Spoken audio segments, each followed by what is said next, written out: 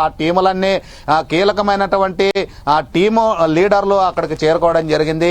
9 రోజుల పాటు జరిగినటువంటి పరిణామాలు మొదటి రోజు ఏదైతే 22వ తేదీన ఉదయం 9 గంటల సమయంలో జరిగినటువంటి ఘటన పైన క్షుణ్ణంగా వివరించే అవకాశాలు ఉన్నాయి. ఏదైతే కార్మికులు మొదటి రోజుగా పనికి వెళ్లారో ఆ కార్మికులతో గానే మాట్లాడే అవకాశం ఉన్నట్లు సమాచారం అందుతుంది. అక్కడ ఏదైతే 50 మంది మొదటి రోజున 50 మంది కార్మికులు టన్నల్లోకి వెళ్లడం జరిగింది. ఆ టన్నల్లో 8:30-9 గంటల సమయంలో ప్రమాదం జరిగిన సందర్భంలో ఎవరైతే కార్మికులు ఉన్నారో ఆ కార్మికులకు సంబంధించి ఒకరు ఇద్దరితో మాట్లాడి ఏం జరిగింది, ఎలా జరిగింది, ఈ ఘటనలో 8 మంది కార్మికులు చిక్కుకోవడానికి ప్రధాన కారణం ఏంటనేది పూర్తి సమాచారం తెలుసుకునే అవకాశాలు ఉన్నాయి. ఇప్పటికే దాదాపు 9 రోజులు అయినప్పటికీ 8 మంది కార్మికులు జాడ లభ్యం కాలేదు. ఇప్పటికే అనుమానిత ప్రదేశాలను గుర్తించడం జరిగింది. అనుమానిత ప్రదేశాలు గుర్తించినప్పటికీ అక్కడ అనుమానిత బాధితులను తీసుకురావడానికి మాత్రం తీవ్ర ఇబ్బందులకు గురవుతున్నామనేది రెస్క్యూ టీం చెబుతూ ఉంది. దాదాపు 30-40 మీటర్ల దగ్గరలో గుర్తించడం జరిగింది. అయినప్పటికీ వారిని తీసుకురావడంలో తీవ్ర అంతరాయం ఏర్పడింది. 9 రోజుల పాటు ఇదే కొనసాగుతుంది తప్ప కార్మికుల జాడ మాత్రం గుర్తించలేదనేది స్పష్టంగా అర్థమవుతుంది. ఏదైతే కార్మికులు చిక్కుకున్నారో ఆ కార్మికుల కుటుంబాలు మాత్రం తీవ్ర ఆవేదన వ్యక్తమవుతున్నాయి. 9 రోజుల పాటు తమ కార్మికులు టన్నల్లో ఉన్నప్పటికీ వారిని బయటకు తీసుకురావడంలో ఆ రెస్క్యూ టీము ఎందుకు వైఫల్యం చెందుతుంది అనేది ఒక ప్రశ్నగా మారుతూ ఉంది. ఇప్పటికే ప్రతిపక్షాలు అనేకంగా ఆరోపణలు చేయడం జరిగింది. రాష్ట్ర మంత్రులు అక్కడే ఉండి పర్యవేక్షిస్తున్నప్పటికీ బలరాం ప్రసాద్, అంటే రెస్క్యూ ఆపరేషన్ కి ఒకవైపు బురద కావచ్చు, మరోవైపు వరద నీరు కావచ్చు తీవ్రంగా ఇబ్బంది ఆటంకాలు కలిగిస్తూ ఉండగా, మరోవైపు ఏదైతే లోపల అతిపెద్ద బోరింగ్ మిషన్ ఉంటుందో అది కూడా కొంత విరిగిపోవడంతో అడ్డంగా ఉండడంతో రెస్క్యూ ఆపరేషన్ కొంత లేట్ అవుతుంది అంటూ కూడా మనకు సమాచారం అందుతోంది. దాన్ని కొంత కట్ చేయాల్సిన సిచ్యువేషన్ కూడా ఉంది. అప్పుడే కొంత స్పీడప్ అయ్యే ఛాన్సెస్ ఉన్నాయంటున్నారు. దానికి సంబంధించి ఏమైనా అప్డేట్స్ ఉన్నాయా?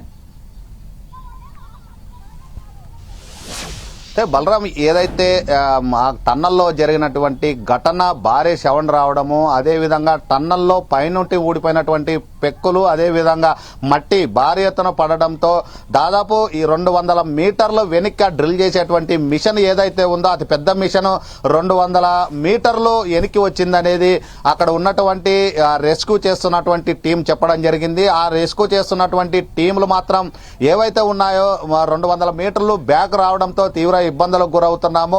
ఆ మిషన్ ముందు కొంతమంది కార్మికులు ఉన్నారనేది, అదేవిధంగా మిషన్ కింద కొంతమంది కార్మికులు ఇరుక్కున్నారని, మరో ఇద్దరు గాని మిషన్ కి పరిధిలో ఇరుక్కున్నారనేది ఆ కార్మికులు చెబుతూ ఉన్నారు. ఏదైతే తోటి కార్మికులు చెబుతున్నటువంటి పరిణామాలను బట్టి అక్కడ రెస్క్యూ ఆపరేషన్ కొనసాగుతూ ఉంది. 11 మంది రెస్క్యూ టీంలు మాత్రం తీవ్ర ప్రయత్నాలు కొనసాగిస్తున్నారు. మిషన్ గాని కట్ చేస్తున్నప్పటికీ వాటర్ రావడం, అదేవిధంగా బురద ఉండడంతో తీవ్ర అంతరాయం ఏర్పడింది అనేది స్పష్టంగా అర్థమవుతుంది.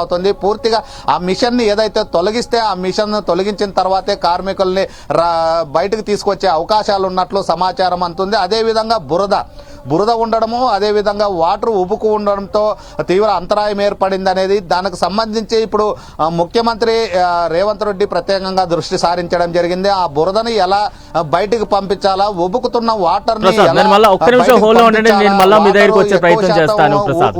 ప్రసాద్, ప్రస్తుతం అయితే ఎస్ఎల్బీసీ టన్నల్ ప్రాంతంలో సీఎం రేవంత్ రెడ్డి మొత్తం పరిశీలించారు.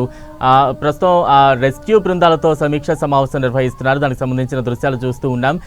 సహాయక బృందాలు డే 1 నుంచి ఎటువంటి సహాయక చర్యలు చేపడుతున్నా ఇవన్నీ కూడా సీఎం రేవంత్ రెడ్డికి ఎక్స్ప్లెయిన్ చేస్తున్న దృశ్యాలు మనం చూస్తూ ఉన్నాం.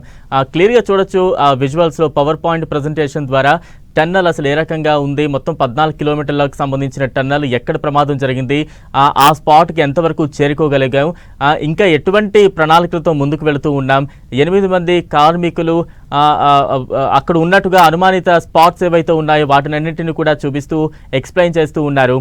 మరోవైపు మెషిన్ ఏదైతే పెద్ద లోపల ఒక యంత్రం ఉంటుంది, డ్రిల్లింగ్ యంత్రం, అది కూడా కొంత 200 మీటర్ల వరకు వెనక్కి రావడంతో కొంత అది విరిగి ఉండడంతో అది కూడా సహాయక చర్యలకు కొంత ఆటంకంగా మారుతోంది. దాన్ని కూడా కొంత కట్ చేయాల్సిన సిచ్యువేషన్స్ ఉన్నాయంటూ కూడా మనం గత కొద్ది రోజులుగా చూస్తూనే ఉన్నాం.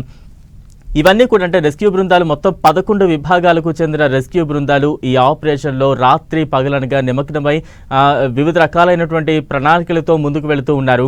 వాటికి సంబంధించి డే 1 నుంచి ఎటువంటి సిచ్యువేషన్ కొనసాగుతోంది, ప్రస్తుతం 9వ రోజుకు చేరుకుంది రెస్క్యూ బృందాల ఆపరేషన్. ఈ రోజు వరకు ఎటువంటి పురోగతి సాధించారు, ఆ ప్రాంతం అంటే ఘటన జరిగిన ప్రాంతానికి ఎక్కడి వరకు చేరుకున్నారు, అనుమానిత స్పాట్స్ ఏవైతే జీపీఆర్ ద్వారా కొత్త టెక్నాలజీ ద్వారా అనుమానిత ప్రాంతాలు 8 స్పాట్స్ ఏవైతే గుర్తించారో అక్కడికి ఏ రకంగా చేరుకున్నారు, అక్కడ ఎన్ని మీటర్ల వరకు తవ్వాల్సి ఉంది, ఇవన్నీ కూడా వివరిస్తూ ఉన్నారు. ఈ సమీక్షా సమావేశంలో సీఎం రేవంత్ రెడ్డి కూడా వారికి కొన్ని ఆదేశాలు ఇస్తున్న దృశ్యాలు అయితే మనం చూస్తూ ఉన్నాం.